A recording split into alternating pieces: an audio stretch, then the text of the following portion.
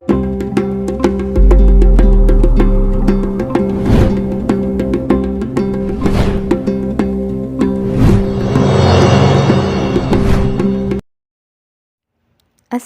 alaikum wa rahmatullahi wa barakatuhu. Welcome back to the Quranic series. Today I'll be sharing the summary of part 13th of Quran, inshallah. So let's begin. A'udhu billahi minash shaitanir rajim. Bismillahir rahmanir rahim. Do not follow your souls, nor think of it as innocent. The desires lead to the evil. Seek refuge of your Lord to be protected from your desires. Seek forgiveness from your Lord if you make mistakes. Do not forget that the greatest wealth of this world is insignificant compared to the nobles of hereafter, and the hereafter is for those who believe in Allah and avoid Allah's anger. The glory of the believers is that he fulfills all the precautionary obligations, but his trust only remains in Allah. He believed that all things happen only by the will of Allah. The beauty of believers' character is everlasting. It does not change with the circumstances. Yusuf did not ever come down from the heights of grace, even before going to the jail or inside the jail, and even after sitting on the emperor's throne. The patience of Yusuf's father was also unmatched. Severely aggrieved, cried a lord that lost his sights, but words of beautiful patience were on his tongue, and expressing good hopes from Allah. He pleaded for his sorrow and grief only from Allah, and considered it infidelity to lose hope from the mercy of Allah, even in the situation of severe grief. This is the glory of a true believer. Allah is the most merciful. Allah forgives sins no matter how serious they are. The believers who love Allah, they follow the same characteristics and they forgive the greatest injustice.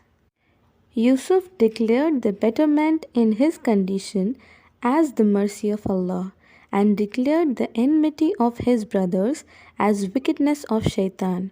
This is how the believer's realistic vision looks like. He knows who is the true benefactor and who is the real enemy. Even after sitting on the throne of Egypt, it is worth seeing Yusuf's obedience and relationship with Allah. He openly admits that whatever authority and knowledge he has is all given to him by Allah. The real king of the heavens and the earth is only Allah. Allah is my guardian and protector in the hereafter and in this world. And he prayed to remain obedient of Allah till the death, and he hoped for the companionship of the virtuous and righteous in the hereafter, because not the kings but the righteous will be among the closest to Allah. Surah number 13, Al-Ra'd. Have wisdom and deliberate on the signs scattered all around the heavens and the earth.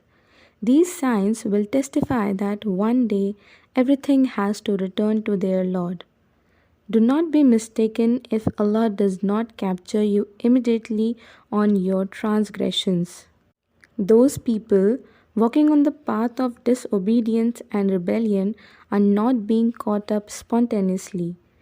Then you must not think that there is none to watch and punish.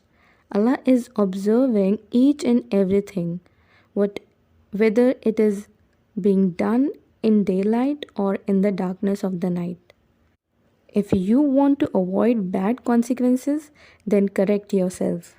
Allah punishes those who become very corrupt, and when Allah punishes, there is no one protector. Do not do ill argument about Allah. Recognize the glory and dignity of Allah. These lightning flashes, thundering clouds, these rising heavy clouds, uproar of the skies, seeing all these, you should be able to estimate the greatness and the glory of Allah. Do not be blind. Take advantage of your eyes. Do not remain in the darkness. Come to the light. Do not worship those except Allah, the Lord of the heavens and the earth, who are helpless in their own matters. Do not be afraid to see prevailing the falsehood. The falsehood is like a foam. Falsehood flows away like a foam when it faces the truth. Say yes to the call of your Lord. It has goodness for you. Those who rebel from the Lord will not be able to escape from the punishment of Allah even by giving all the wealth of this world. Have wisdom and accept admonition. Allah has given the vision, get benefited from it. Try to understand what Allah has revealed is upright. Fulfill the promises made with Allah. Do not think of breaking it any time. Fear your Lord and think about avoiding bad consequences of the day of judgment. Strive for your Lord's pleasure. Be patient in the path of Allah. Establish prayers, spend openly and covertly from the wealth given by the Allah. Treat the evil with goodness and hold fast the appendage of patience. Along with your correction, you must also think that your parents, your wives, your children also become upright and righteous, so that you can get the opportunity to stay together in the paradise. Believe in Allah and find the comfort of your hearts in the remembrance of Allah. You can find the abundance of comfort for your heart only in the remembrance of Allah. Protect your faith and do good deeds. You will always remain fortunate. Surah number 14, Ibrahim. Present the book of Allah to the people and do not care about those who deny the truth. Let's say, I have to worship Allah alone. I will invite people towards Allah and I have to turn towards Allah. I know the light of the truth has been revealed. Now I will not be a slave of anyone else's will. The blessings of Allah are so much upon you that you cannot even count. Fulfill the obligations of Allah's blessing. Your Lord has made it clear that if you will be grateful, then Allah will bless you with more. And if you are ungrateful, then Allah's punishment will be severe. Remember that if the whole world become ungrateful, it cannot harm Allah to the slightest. But those who are ungrateful will be in great loss. The true believers do not hesitate from the adversities of this path. They trust in Allah and they keep patience in every problem. They are glad that Allah has shown them the righteous path. No matter how weak you are in this world, and no matter how powerful the flag bearers of the falsehood are, do not be overwhelmed from them. On the day of judgment, they will be in the hell, and they will not be of any help to you.